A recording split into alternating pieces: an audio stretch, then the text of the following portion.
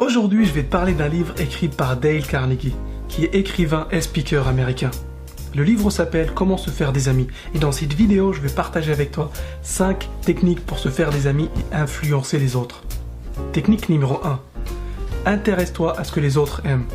Une étude a été réalisée sur plus de 500 appels téléphoniques et a montré que le mot le plus utilisé était le pronom personnel « je ».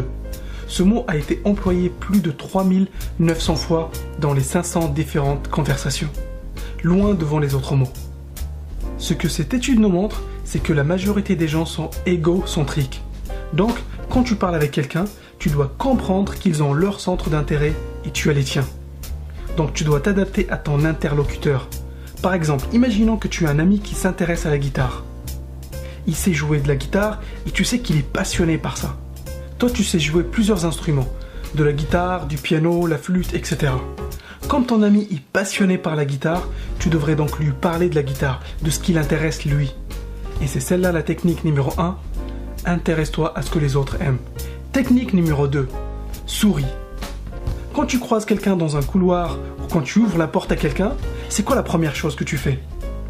Tu les regardes dans les yeux et tu souris. Sourire est super important pour être apprécié par les autres. Le sourire a une signification psychologique profonde. Dale Carnegie a écrit que le sourire ne coûte rien mais a une grande importance pour influencer les autres personnes.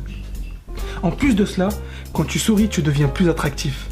Et c'est la technique numéro 2. Numéro 3. Rappelle-toi des prénoms des autres. Si tu as du mal à retenir les prénoms des gens que tu rencontres, marque-les sur ton portable ou dans un cahier. La prochaine fois que tu les vois, assure-toi de prononcer leur prénom et de sourire. Il n'y a rien qui crée un lien plus fort que d'appeler quelqu'un par son prénom quand tu t'adresses à lui. C'est le 3e principe. Rappelle-toi des prénoms des autres. Principe numéro 4. Encourage les autres à parler d'eux-mêmes et pose-leur des questions. Tu as déjà participé à des conversations de groupe et tu as dû remarquer que la plupart des gens sont égocentriques et aiment bien parler de leur vie. Les gens aiment bien parler d'eux-mêmes et de leur vie. Donc si tu t'intéresses vraiment à la vie des autres, tu seras apprécié immédiatement. Pose-leur des questions. Les questions marchent super bien pour faire parler les gens d'eux-mêmes.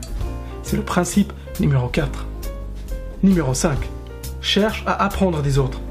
Ce dernier principe est vraiment intéressant et marche super bien quand tu le maîtrises et que tu l'utilises correctement. La première chose que tu peux faire quand tu rencontres quelqu'un, c'est de leur demander de t'apprendre quelque chose. Les gens aiment bien enseigner et partager ce qu'ils connaissent. Ça leur donne de l'importance et ils se sentent valorisés. Et n'oublie pas de les remercier très sincèrement en disant par exemple « J'apprends beaucoup de toi ». Ralph Emerson disait « Tout homme que je rencontre m'est supérieur en quelque chose ». Ce que cela veut dire, c'est que toutes les personnes que tu rencontres peuvent t'enseigner quelque chose. Elles savent quelque chose que tu ne sais pas. Si tu t'intéresses aux gens, tu vas voir que chaque conversation peut t'apprendre quelque chose. C'est le principe numéro 5. Apprends des autres. Pour résumer, 1. Intéresse-toi à ce que les autres aiment. 2. Souris. 3. Rappelle-toi des prénoms des autres. 4. Encourage les autres à parler d'eux-mêmes. 5. Cherche à apprendre des autres. Et si tu as aimé cette vidéo, dis-moi ce que t'en penses dans les commentaires. Et si tu veux recevoir d'autres vidéos comme celle-là, abonne-toi à la chaîne.